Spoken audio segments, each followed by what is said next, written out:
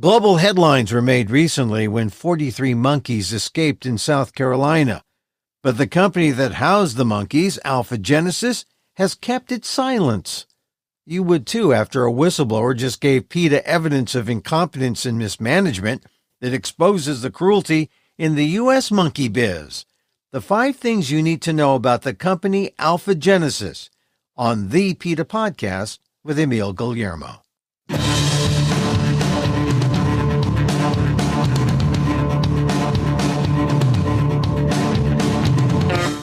Welcome to the PETA Podcast. I'm Emil Guillermo, your host for this inside look at animal rights, brought to you by PETA, the largest animal rights organization in the world. On today's episode, why the monkey importation business must shut down. And it all boils down to the recent experiences of the South Carolina company Alpha Genesis. It's where the monkeys escaped from earlier this year, but this is more than about a few monkeys loose in a local area in South Carolina. It's about how research gets done and the tens of millions of dollars in wasted federal funds, not just in South Carolina, but everywhere. Here's PETA Senior VP Kathy Guillermo with the 5 things to know about the company Alpha Genesis. Well, first of all, I think people need to know what Alpha Genesis is, because before November, hardly anybody had ever heard of this place. It is a massive facility in Yemassee, South Carolina, that holds hundreds and hundreds of monkeys that it both experiments on and sells to laboratories to do experimentation. And a lot of those monkeys come from an island called Morgan Island off the coast of South Carolina. Those monkeys on the island are owned by NIH. They're living somewhat free lives on that island. It's only monkeys there. And whenever Alpha Genesis needs more victims to experiment on, it goes over to that island, it catches a bunch, and it brings them over. Now, the importance of knowing the name of the company and the company, why do you think that's so important? Well, Alpha Genesis gets $19 million in contracts from the National Institutes of Health, which means that the people who live in this country are bankrolling this facility the monkeys escaped from. So we certainly have a right to know about it. And we would certainly want to know about any place that can't even keep the monkeys contained. All right. So now we know what it does. They've got this history of escapes from this place, and it's not exactly a nice place for monkeys. Well, that's the second thing I want people to know. Of the 5 most important things people should know about Alpha Genesis, the second thing they should know is that this isn't the first time monkeys have escaped. 109 monkeys in total that we know of have escaped from this facility in the last several years. And that means they're not doing a good job.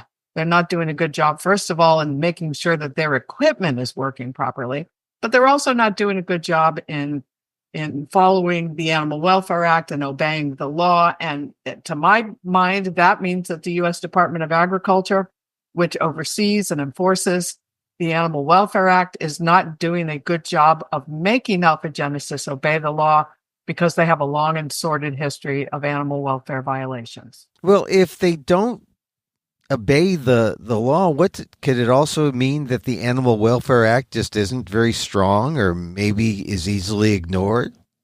No question, the Animal Welfare Act is not very strong. It's the only federal law that enforces or deals with the use of animals in laboratories, and it excludes all mice and rats and birds and amphibians and reptiles and other animals. So it is very problematic. So when you can't even obey or abide by the Animal Welfare Act, which is so weak, then you have really serious problems. And that's where we see Alpha Genesis. And the other problem, I think, is the USDA. There's much more that they could do to ensure that facilities are actually abiding by what laws there are. All right, so we know what Alpha Genesis is. We know about these problems are persistent. They're kind of chronic. What's the third thing we need to know about Alpha Genesis? Just yesterday, PETA filed a complaint with the U.S. Department of Agriculture and with the National Institutes of Health with hundreds and hundreds of documents provided to us by a whistleblower who has inside knowledge of Alpha Genesis. And so what we knew about Alpha Genesis that I mentioned in point number 2, that they're not very good at following the law, These documents show the impact on the monkeys of those decisions and those violations. Now, allegedly, and as shown in the evidence provided to us, there's an array of horrors at these facilities. Monkeys who suffocated, who strangled, who froze to death or starved to death. Some of them had their tails, their fingers severed, and even their tongues severed in accidents. So there are a huge number of problems at this facility that haven't come to light. And again, this is so important for the monkeys, of course, themselves, and for us as taxpayers who are funding this horror show.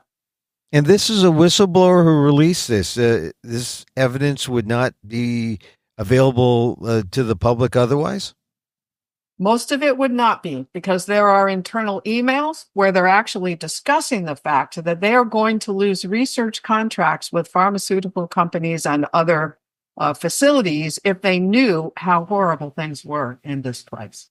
What makes this cache of evidence most damning or more damning than we already knew about alphagenesis? Well, it looks from these documents as though employees are never properly trained, that the care of the monkeys is not the foremost concern as it should be. It appears to us that the lax standards that they have in this facility, including not allowing treatment or prohibiting treatment of animals who are very ill, that they really don't care about the monkeys. That it appears that they're very profit oriented. And one example is a monkey who was in distress while giving birth. And there were complaints about the fact that they needed to help her because she wasn't able to give birth. And eventually she was euthanized when her uterine wall ruptured and she was filled with infection. So these kinds of things where it's very straightforward. You have a veterinarian on staff, you authorize that veterinarian to do for this monkey what can be done. When even the most basic issues like veterinary care and cages that work properly and actually contain the monkeys, that employees are trained so that these animals' fingers aren't severed from malfunctioning cages. There was one monkey who got his head caught in a fence and died that way, and nobody ever noticed it until he was already dead. So you've got 270 pages of evidence by a whistleblower, just, giving it to PETA. I guess, has the alarm been sounded? Are people listening? I think that if they're not listening, there's going to be a massive outrage among the public. So I hope that they are. It is always difficult, and it is always our task to get the National Institutes of Health to take seriously violations at the facilities that they fund. And so the reason for that, who knows? Just lacks government oversight. But yes, what should happen now is that this place should be closed down.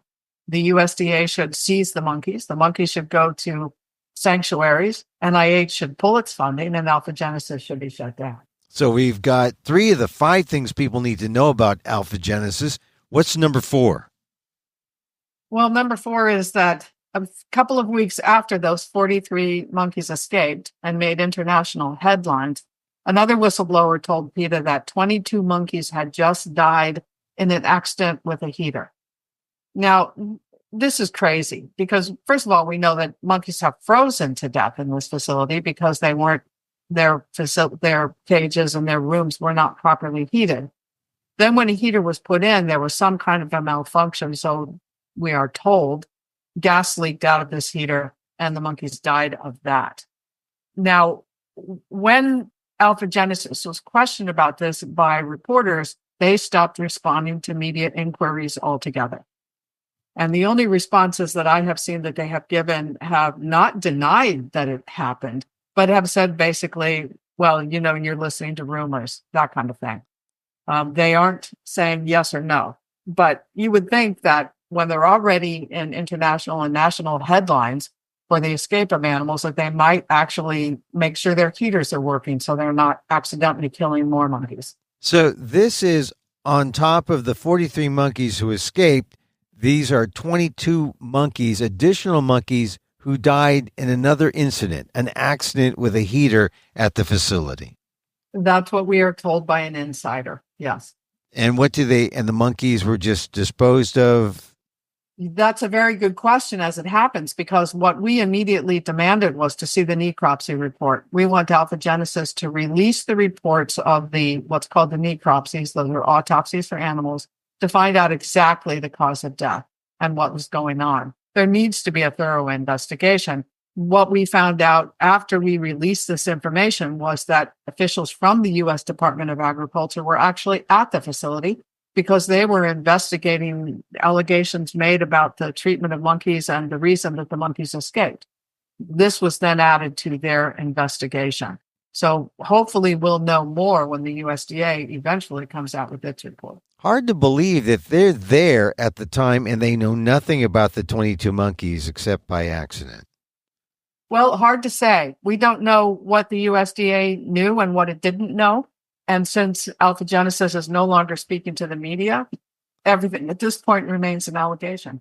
And now you have two whistleblowers. The whistleblower who just told you about the 22 monkeys who died. And then you have the whistleblower who just recently released 270 pages of evidence saying, yes, it's this bad. Yes, it's this bad. That's all right. That's 4 of the 5 things we need to know. What's the 5th thing you need to know about Alpha Genesis? Well, it's fallen out of the headlines a bit, but at least 4 of the monkeys were never recaptured. So there were 43 monkeys reportedly who escaped, and 4 of them have never been caught. And of course, Alpha Genesis is no longer speaking publicly about this. This is an issue of great concern to people in the area. And of course, none of us want the monkeys to be recaptured. The last thing we want is for them to go back to this place and be killed in experiments or sold off to another laboratory that's going to torment them for years. We don't want to see that. But we do think Alpha Genesis needs to be accountable. And if there are still monkeys who are out there, they need to come clean about that fact. So if the monkeys, at least 4 monkeys, were never recaptured, are there some monkeys out there, you think? I do. And if these monkeys came from Morgan Island, they are used to foraging and living on their own to a certain extent. So it's not unreasonable that those monkeys could still be alive and out there somewhere. Of course, it's very cold, and we don't know what's happened with them. I do think Alpha Genesis has to tell us what they know, and they need to confirm that it's 4 and not more monkeys than that. They need to confirm what's happened to those monkeys who were returned. Once monkeys have been out into the world outside of that laboratory, they're exposed to a lot of things. They're exposed to pathogens that other animals may carry. And for that reason, they are not considered suitable for experimentation because there are too many unknown factors about them. So those other monkeys, the 39 who have allegedly been recaptured, one of whom I think has died, those monkeys should not be used in experiments. And for that reason, Alpha Genesis should pay to send them to a sanctuary where they can have some sort of decent life. Because if they're of no use as test subjects, then wouldn't Alpha Genesis then just kill them? That's the concern that we have, of course. The other concern we have is that money will rule the day here, and they'll sell them anyway. We just don't know, and I think we need to know. But at this point, does PETA have people willing to donate to get those monkeys into sanctuary? We always do what we can when monkeys need to go to sanctuary. In this case, I think that Alpha Genesis, which makes a lot of money trading in these animals and carrying out experiments for other facilities, certainly can afford to send these monkeys to a sanctuary. We're still working on getting 1,000 monkeys being held by Charles River who can't be used in experiments into a sanctuary. So we always do what we can. We certainly have helped as possible. But in this case, it should be up to the companies that are profiting off the backs of these animals. So now we know about Alpha Genesis, and this was big news a while ago. And as you said, it's sort of been off the news and, out of mind. Is it a problem? Is it still a problem? And why should people care? You've given us 5 good reasons, but what's going to move the needle and make people care and make the USDA take action? It's still very much local news in South Carolina. because people who live in this community want to know what's going on. And the media down there has been fantastic in covering these issues. So I think that's important. But what it will take to make federal agencies do their jobs properly is public outcry.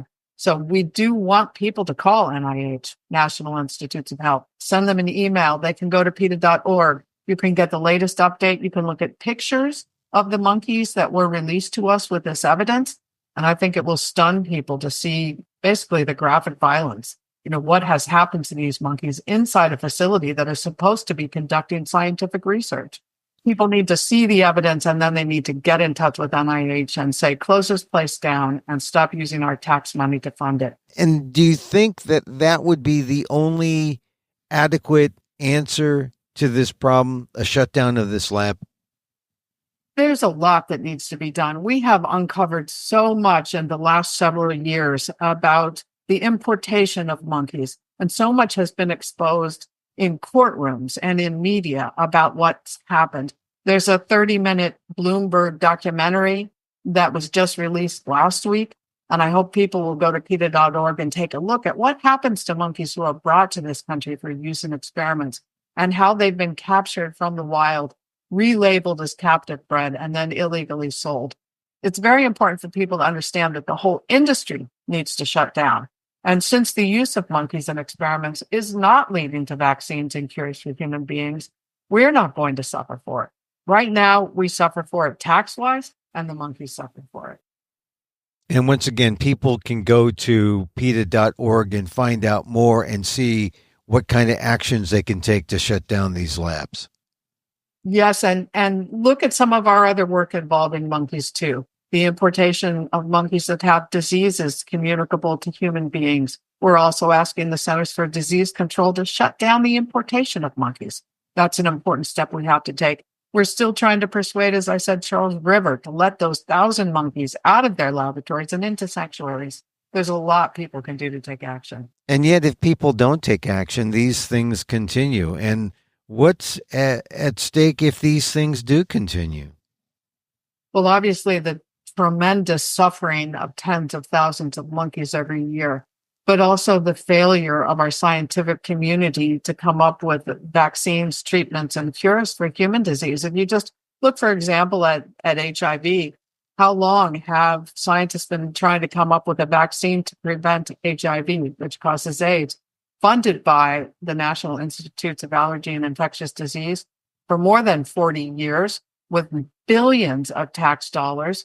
More than 100 vaccines have been developed using monkeys, but not one of them, the ones that have been tested in humans, has worked.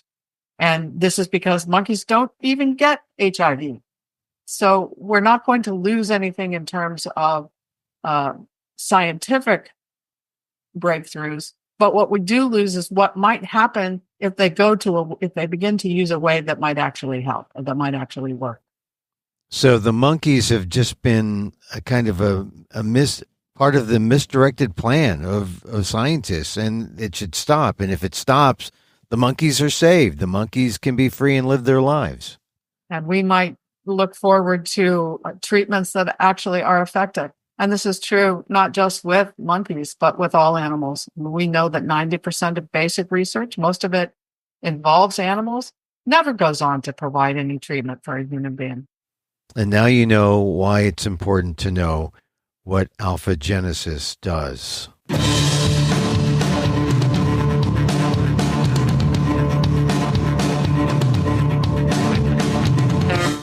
Kathy Guillermo, PETA Senior VP, on alpha genesis, the beleaguered monkey importer and supplier to experimenters. Stop the carelessness at alpha genesis. Go to PETA.org and take action. And that's our show for today. Thank you for listening. Don't forget to send a link of this show to your friends. Tell them you like the PETA Podcast. You can contact us at PETA.org. You can find me on X, a.k.a. Twitter, at Emil Amok. That's EMILAMOK. Or see my vlog at amok.com. Or see my work at patreon.com/Emil Amok. Or at substack.com/@Emil Amok. And see this podcast on YouTube at Emil Amok 1.